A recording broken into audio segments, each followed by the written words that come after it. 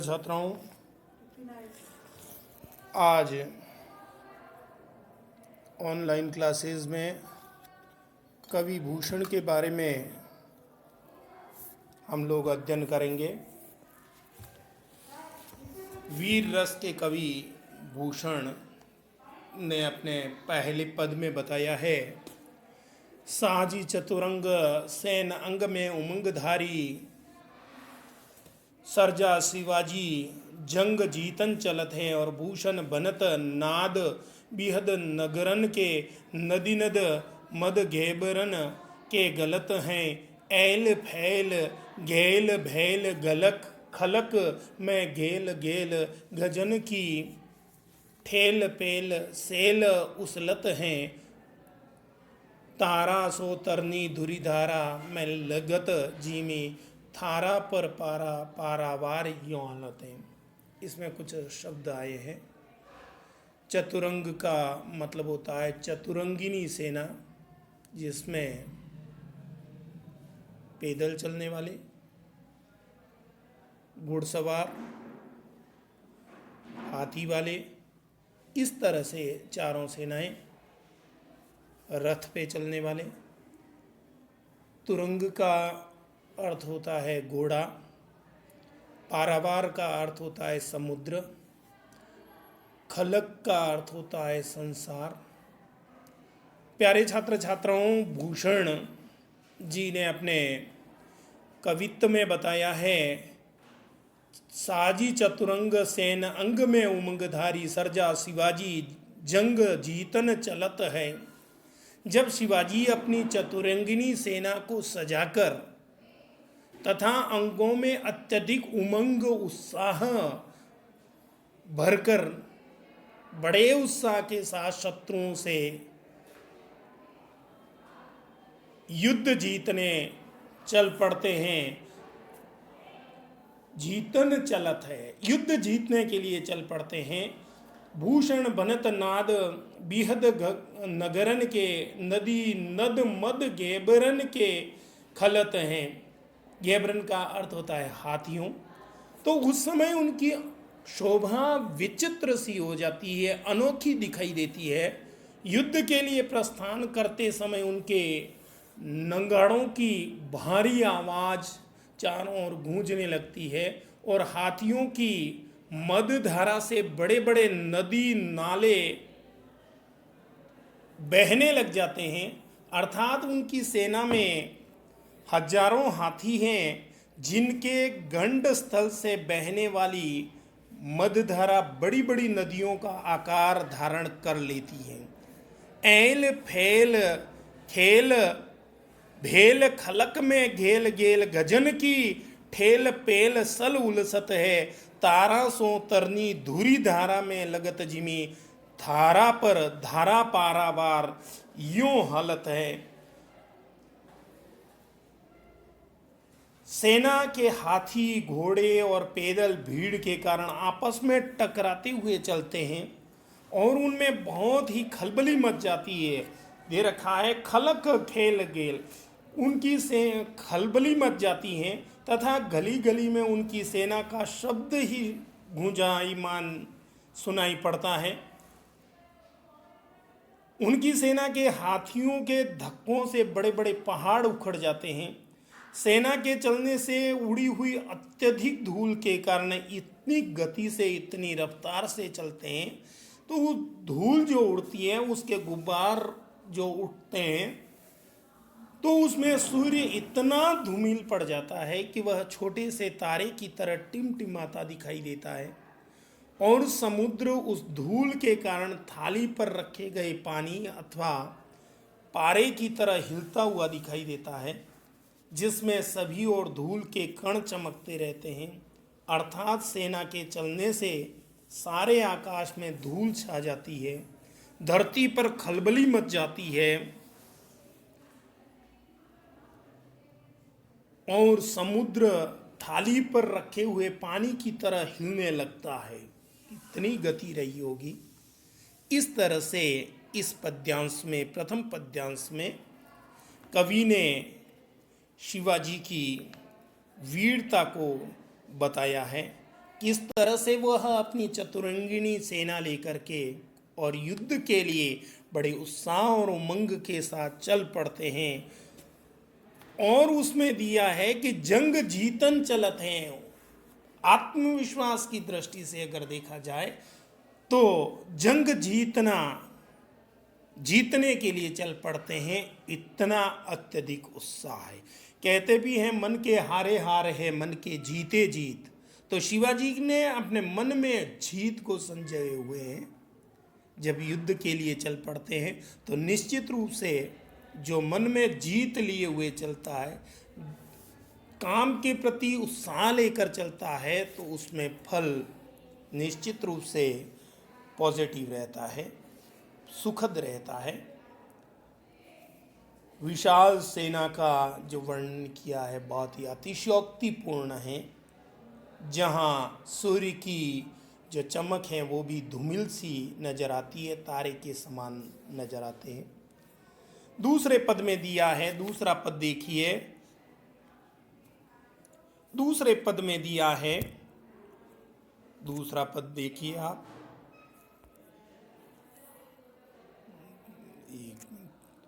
दूसरे पद में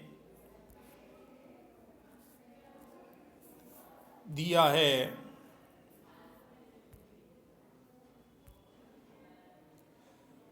देखिए, दूसरे पद को अपन देखते हैं।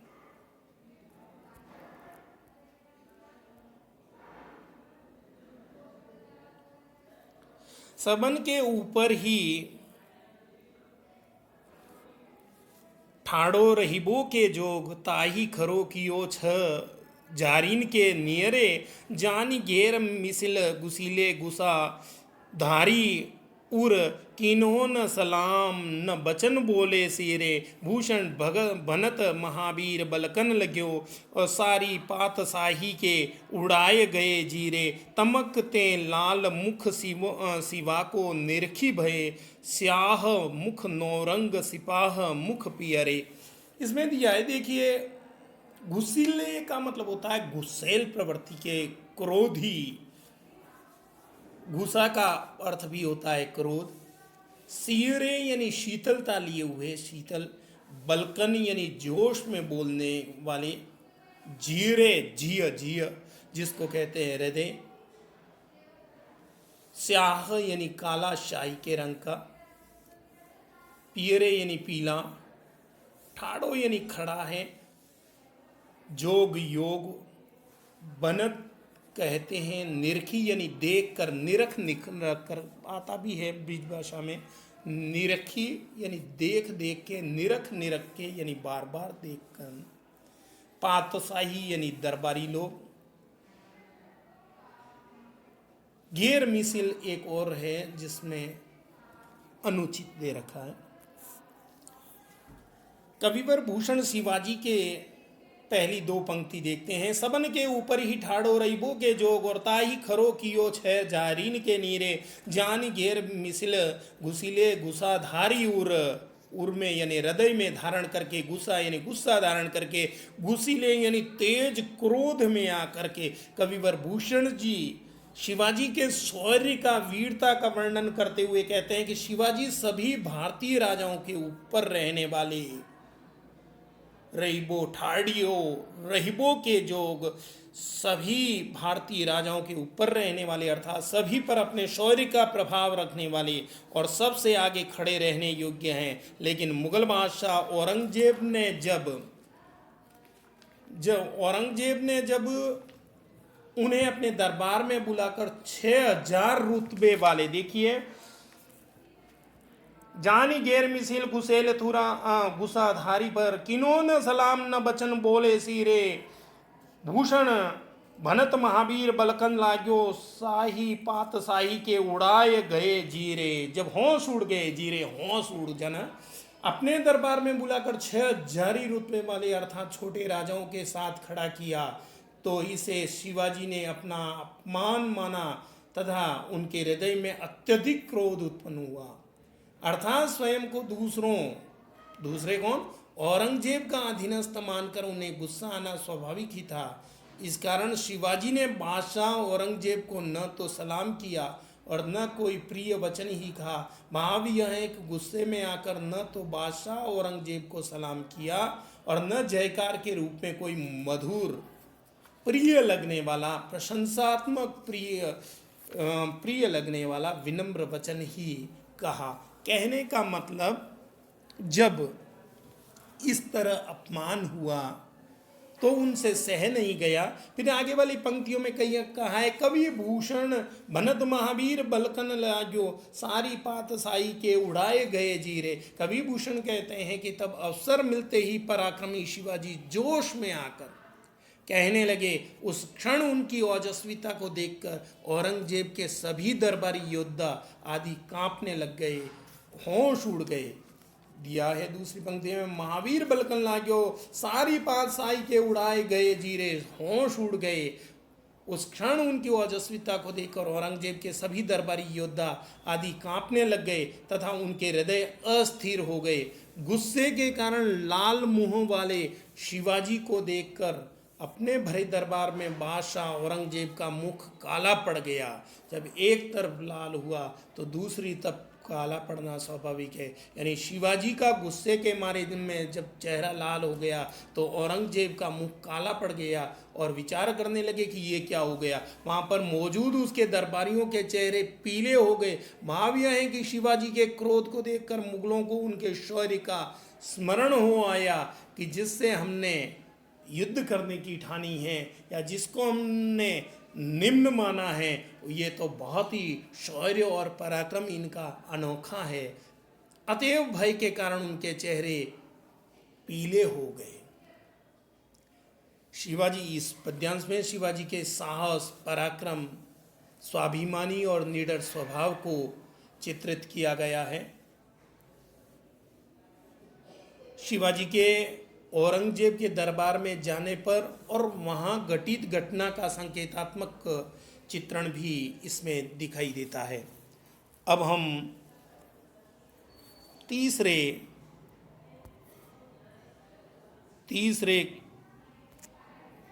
जो पद्यांश दे रखा है उसके बारे में देखिए। तीसरा पद्यांश दे रखा है, उसके बारे में हम देखेंगे। पहले इसको अच्छी तरह से, ये तीसरा पद्यांश मार्क कर दिया है।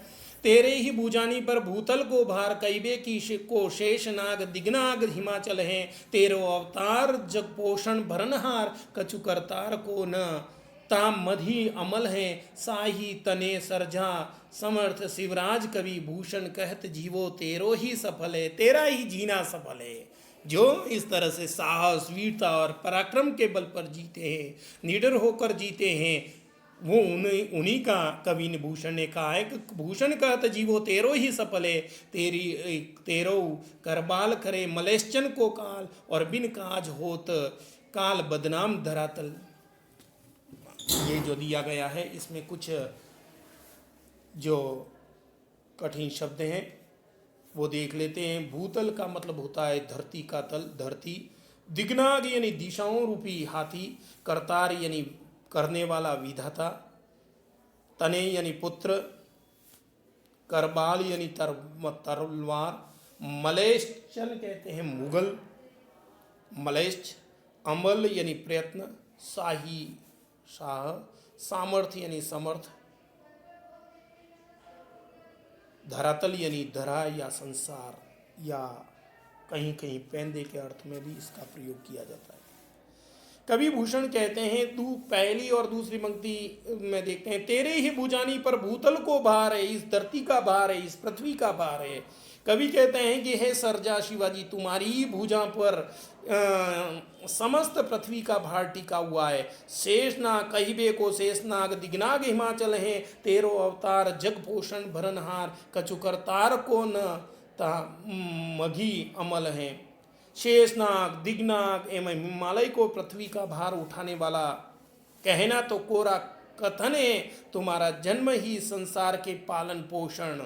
तेरो अवतार जग पोषण, जग का पोषण करने के लिए उनका गुजारा करने के लिए, पालन पोषण के निमित्त हुआ है, और इस कार्य में विधाता का कोई श्रेय या काम नहीं है। कवि भूषण कहते हैं कि साही तने सरजार सामर्थ्य शिवराज, कवि भूषण कहते जीवो तेरो ही सफल है। कवि भूषण कहते हैं कि शाहजी के पुत्र शिवाजी पूरी तरह समर्थ एवं सर्वशक्तिमान है, और इस धरती पर इन्हीं का जीवन सफल माना जाता है। तेरो ही जीवन सफल है, इन्हीं का जीवन सफल माना जाता है। तेरो करबाल करे मलश्च को काल, बिन काज होत काल बदनाम धरातल। हे शिवाजी, आपकी यह तलवार मुगलों के प्राणों का हरण करने वाली अर्थात यमराज जैसी है। इस धरती पर दुष्टों के प्राण लेने में काल को व्यर्थ ही बदनाम किया है। यह काम बिन काम होत काल बदनाम धरातल है। इस धरती पर दुष्टों के प्राण लेने में काल को व्यर्थ ही बदनाम किया जाता है। यह काम तो आपकी तलवार सहजता से कर देती है। इस प्रकार की पौराणिक कथाएं की धरती को जो पालन पोषण करने वाला है, वो पालन पोषण करने वाला धरती को बताया गया शेषनाग के ने अपने सिर पर उठा रखा है। तलवार को काल के समान बताकर कवि ने अपनी आस्था व्यक्त की है। उन्हें विधाता से बढ़कर तथा उनकी तलवार को काल के समान बताया है। इस प्रकार इस पद्यांश में कवि ने शिवाजी के शौर्य और पराक्रम का वर्णन इस पद्यांश में किया है। चौथा पद्यांश देखते हैं। चौथे पद्यांश में कवि ने, देखिए ये चौथा पद्यांश, इसमें कवि ने बताया है कि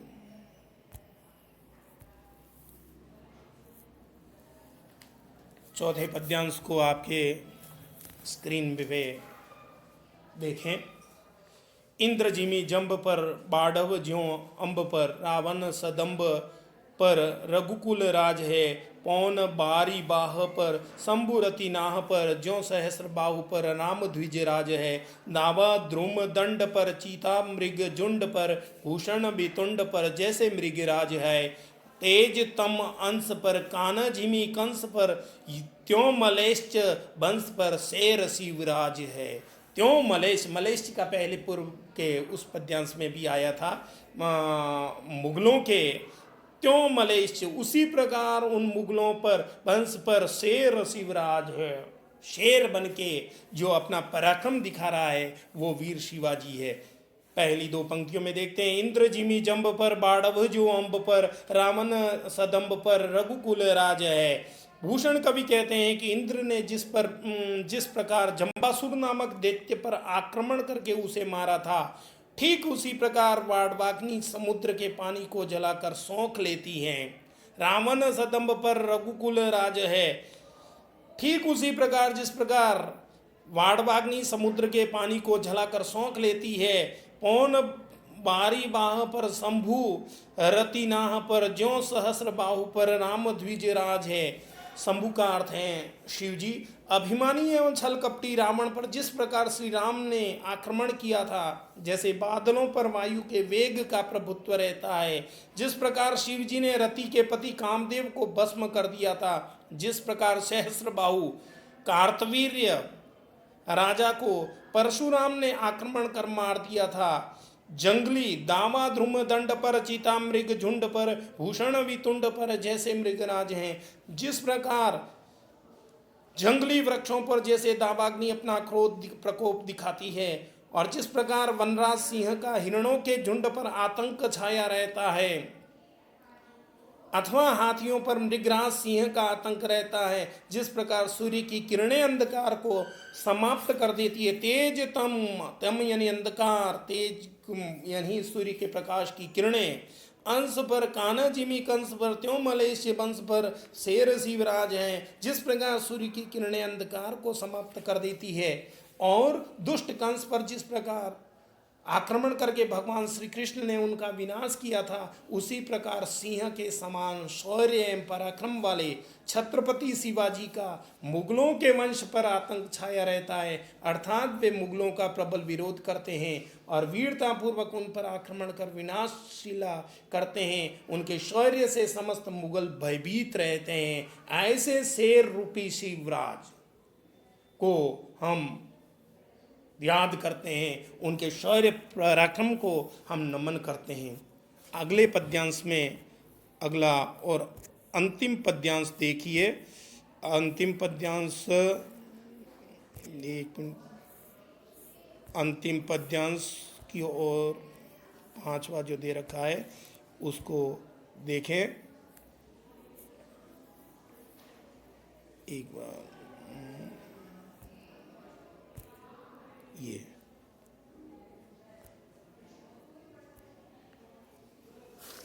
5वें पद्यांश में कवि भूषण बताते हैं, गरुड़ को दावा जैसे नाग के समूह पर, दावा नाग जूह पर सिंह सर ताज को, दावा पुरुहुत को पहारन के कुल पर, दावा सबे पश्चिम के गोल पर बाज को, भूषण अखंड नव खंड महिमंडल में, तम पर दावा रवि किरण समाज को, पूरब पछाब देश दक्षिण ते उतर लो, जहाँ पातशाही तहाँ दावा शिवराज को।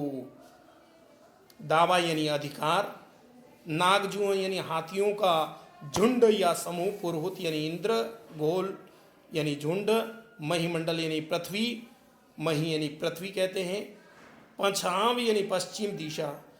भूषण कवि ने अपने इस पद्यांश में 2 पंक्तियां पहली देखते हैं। गरुड़ को दावा जैसे नाग के समूह पर, नागर को नाग का दुश्मन होता है गरुड़, तो गरुड़ को दावा जैसे नाग के समूह पर, दावा नाग जूह पर जैसे सिंह सिर ताज को, नागजू कहते हैं हाथियों का झुंड। भूषण कवि कहते हैं कि पक्षीराज गरुड़ का प्रभुत्व सदा सर्पों के समूह पर होता है और बलशाली सिंह का प्रभुत्व हाथियों के झुंड पर होता है। दावा नागजू पर, नागजू यानी हाथियों के समूह पर, सिंह सिर ताज को, और दावा पुरुहुत को पहारन के कुल पर, दावा सबे पश्चिम के गोल पर बाज पर। पुरुहुत कहते हैं इंद्र, इंद्र का प्रभाव पर्वतों के कुल पर माना जाता है। देवराज इंद्र ने पर्वतों के पंख काट लिए थे और उन्हें निश्चेष्ट कर दिया था और सभी पक्षियों के झुंड पर सदा ही बाज का अधिकार कर लिया। भूषण कवि कहते हैं, भूषण अखंड नव खंड महिमंडल, महिमंडल यानी पृथ्वी, भूषण अखंड नव खंड महिमंडल में, तम पर दावा रवि किरण समाज को, पूरब पछाव देश दक्षिण ते उतर लो, जहाँ पातशाही तहाँ दावा शिव राज को। भूषण कवि कहते हैं कि अखंड नव खंड 9 खंड भागों या द्वीपों में विभक्त पृथ्वी में व्याप्त अंधकार पर सूर्य की किरणों का प्रभुत्व रहता है। देखिए आप, चारों तरफ जब सूर्य उदय होता है तो एक साथ समान रूप से उजाला कर देता है। तो इसलिए कवि भूषण कहते हैं कि सूर्य की किरणों का प्रभुत्व रहता है और पूर्व से पश्चिम तक, दक्षिण से उत्तर तक सभी राज्यों में अर्थात चारों दिशाओं में जहाँ जहाँ मुगलों की बादशाही है वहाँ वहाँ छत्रपति शिवाजी का अपने अधीन करने का अधिकार या प्रभुत्व है। पूरब पछाव देश दक्षिण ते उतर लो, जहाँ पातशाही तहाँ दावा शिवराज को। अर्थात चारों दिशाओं में जहाँ जहाँ मुगलों को बादशाही है, पातशाही कहते हैं, बादशाही है, वहाँ वहाँ छत्रपति शिवाजी को अपने अधीन करने का अधिकार या प्रभुत्व है। पातशाही के रूप में कवि का आशय जहाँ जहाँ मुगलों का शासन है, बादशाहित है, वहाँ वहाँ शिवाजी उस समस्त साम्राज्य को अपने अधीनस्थ करना चाहते हैं, करने में समर्थ हैं। उनके पराक्रम से, उनकी निडरता से, उनकी वीरता से ये स्पष्ट होता है, जिससे भयभीत हैं। सूर्य, सिंह, इंद्र, पक्षीराज और बाज उपमानों का प्रयोग करके कवि ने शिवाजी के प्रभाव को सशक्त अभिव्यक्ति दी है। वीर रस और ओज गुण का इसमें प्रभावकारी ढंग से इसको बताया गया है। इस प्रकार से कवि भूषण के इन 5 पद्यांशों को हमने अध्ययन किया। धन्यवाद।